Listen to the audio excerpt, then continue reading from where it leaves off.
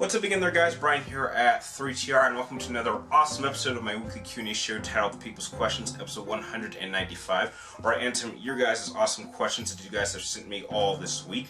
Now, everybody, this episode is simply regulars of mine, so welcome everybody back. And jumping right into the first few questions coming from Philip the Darkness March, and you want to know, how about this for versus matchup? Pretty much the new Metal Gear Solid from 5, which I don't feel like pronouncing, versus Metal Gear Rex.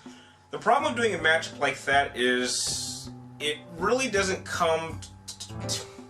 Mechanically, it would seem that the one from 5 technically has the advantage, which doesn't make any sense because it would be a much older model, because Ray wouldn't be completed till 2005. But it really comes down to the pilot. It depends on who's piloting each specific vehicle. I mean, if you even look back to Metal Gear Solid 4 and you put Old Snake and Rex versus Liquid Ocelot and Ray, technically Ray was designed to destroy other Metal Gears, but because, you know, Old Snake had support, he was able to take Ray down.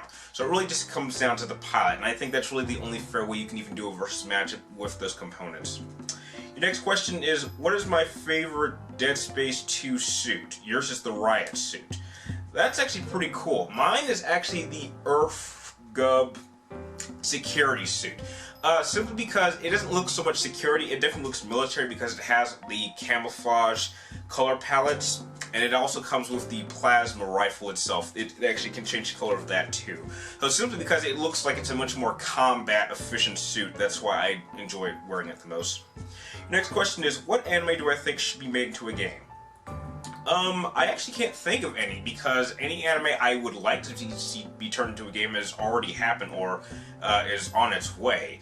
We got plenty of Dragon Ball Z games. We know Inuyasha has a game. We know Berserk has a game.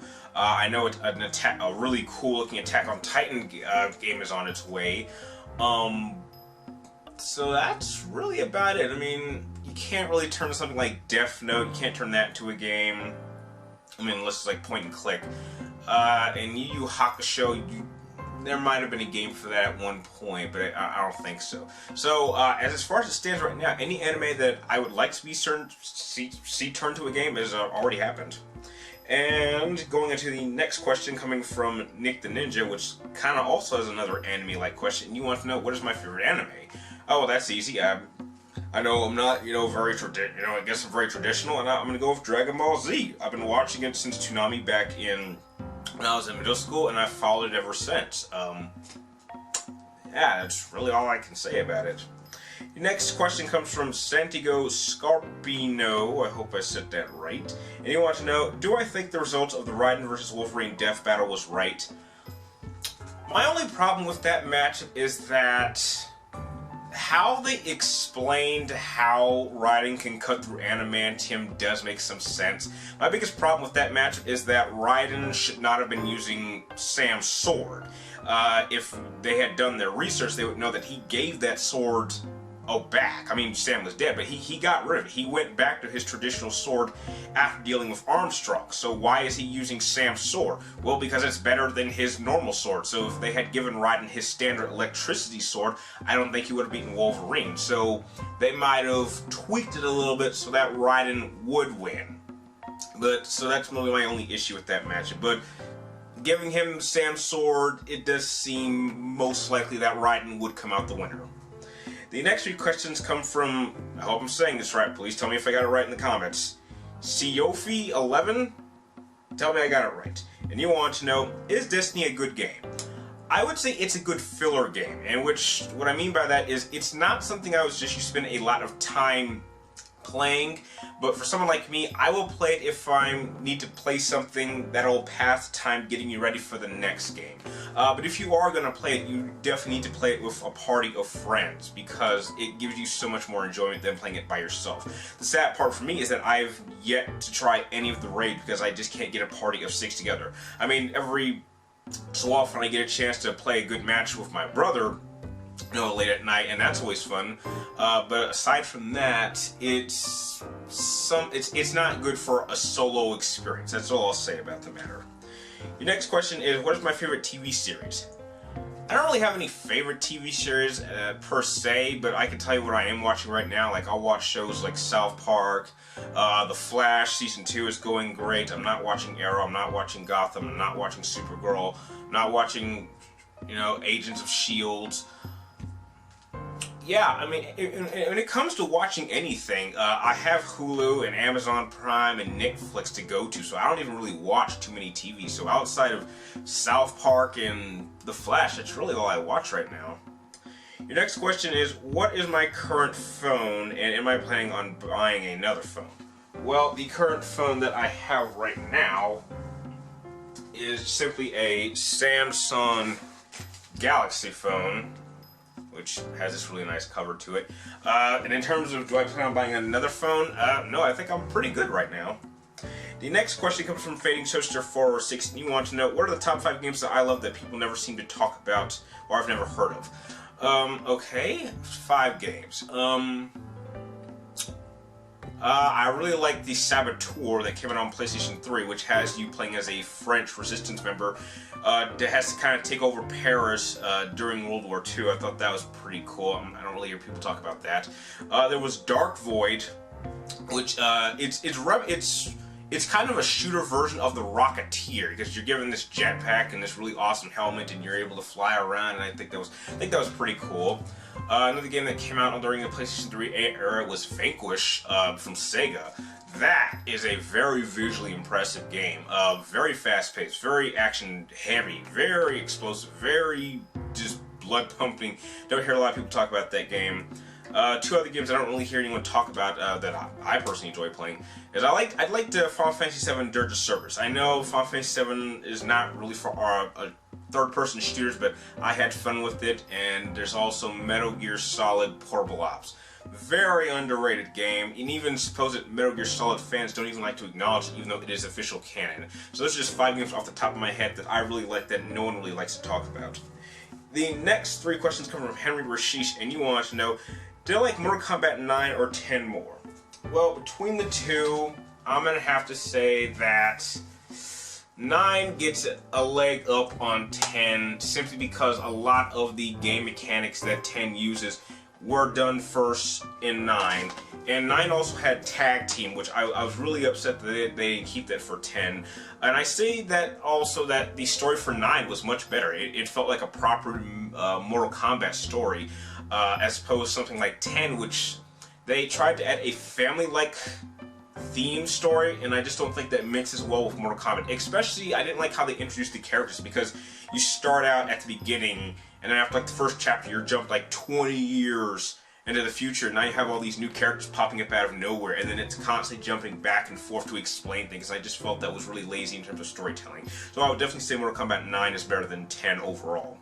Your next question is, am I going to the midnight showing of Star Wars Episode 7? Probably not, because I'll have to work that night, most likely, but chances are I'll probably see it in the afternoon the following day, most likely. Your next question is, what is my favorite of the Batman Arkham games? Batman Arkham Asylum, it was the first, it really set the standards for comic book video games that I don't think we've had anything even reach that same degree. And simply the fact that it was the simplest, and so it really wasn't too complicated. The story was very straightforward. It didn't have any major twists that none of us saw coming. The gameplay was fluid, the story was great, the voice acting, the look design, everything about it was perfect in my opinion.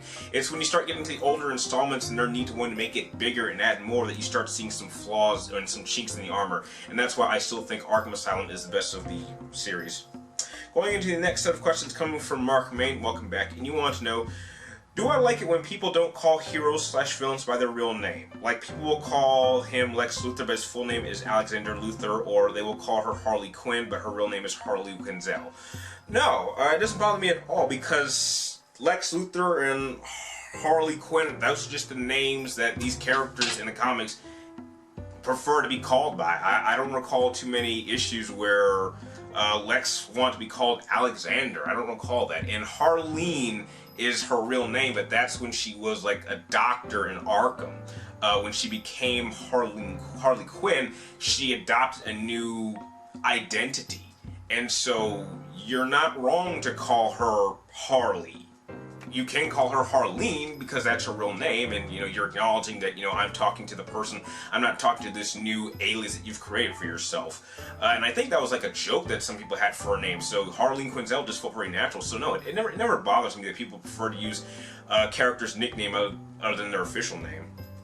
Your next question is, should I make a video that gives my thoughts on the main series of Resident Evil from 0 to 3 and 4 to 6, and how I like that there are different ways and why I like 0 to 3 or 4 to 6 better than the others? I could do a video about that, but to keep it simple, the reason why I prefer these newer games than the older ones is simply because I started with the newer games. The first game of the series I ever played was Resident Evil 4, and it wasn't until after I beat 5 that I even went back and played the original games, and it was just the fact that I was more used to this newer gameplay style, and I didn't like how the controls and how the gameplay was used from those older games. It was just hard for me to adapt to, and so I have no need to go back and play those old games because I'm more used to staying in the present and moving forward. But I can acknowledge that old school fans don't like the new direction, but newer fans like me don't have a problem with it. And heck, I'm more of an action gamer anyway, and if you try to use horror, most likely you'll fail. And your last question is, what kind of backstory would I have if I created my own character? If I were to create my own character, the backstory I would give him is he would need to start as like a high-ranking character who made a mistake, falls from grace, and then has to redeem himself. However, I would think that the journey of redemption would have to take over a long period of time. It's not something like the guy makes a mistake, falls from grace, and then he immediately is able to regain his glory. This is something he has to work to gain. If you have a character who starts at the top and stays at the top, that's not very interesting. And if you start someone from the bottom to the top, that's pretty stereotypical because we all start from the bottom, from the top, but not many of us fall from grace. And when we do fall from grace, it's how we get our glory back that makes a character interesting. That is the definition of character, in my opinion. So that's the kind of character I would give in terms of backstory if I created a character to a story that I was writing. And the last two questions coming from Angel of Death, and you want to know, do I like sports? Yeah, I'm into sports. The only two sports I'm really watching really is NBA and the NFL, so there's those two. And following up, if so, what are my favorite teams for each sport? For the NBA, my first girlfriend got me into Miami Heat, and so I've kind of stuck with them since then. They're definitely not as strong as a team as when they had LeBron playing for them, but I still think that as long as they're, you know, as long as they can at least put up a challenge, then I don't see a reason to jump shit. I'll still stay with the Heat. And in terms of my NFL teams, I actually have two of them, and I know a lot of people have attacked me for that, saying you can't pick two teams. You know, you gotta pick one because then you're not a real football fan. I picked two teams for a reason because it's like having a backup quarterback. If your first quarterback goes down, you need a backup. So I have one team and I have a backup team. Now my main team has always been, since probably 2005, it's always been the New England Patriots. Now obviously they're having a great season so far, and you know, they're 9-0. There's a very good chance they could make it back to the playoffs and make it to Super Bowl 50, which I would love to see them do. But if I had to pick a backup team, my backup team for them is the Steelers, which why I was happy at the beginning of the season, which I got to see my Steelers and my Patriots go against each other because I didn't care who won. Now, obviously, the Steelers aren't having as great of a season as the Patriots, but there's still a chance they can make it to the playoffs and possibly return to the Super Bowl. I don't see that really happening, especially from what we have on the other side of the roster, especially with the Panthers, which, my God, that's that is an impressive team. So with that, those are all the questions that you guys had for this particular episode. I'd like to thank you guys for making this episode possible. If you guys have any more questions you'd like me to answer in next week's episode, be sure you type them in the comments down below, but make sure you get them into me before next Wednesday before I start filming this. And if you like this video, feel free to like and comment down below, and please subscribe to check out my future videos. And like always, thank you guys for watching. You're awesome, and I will see you next time.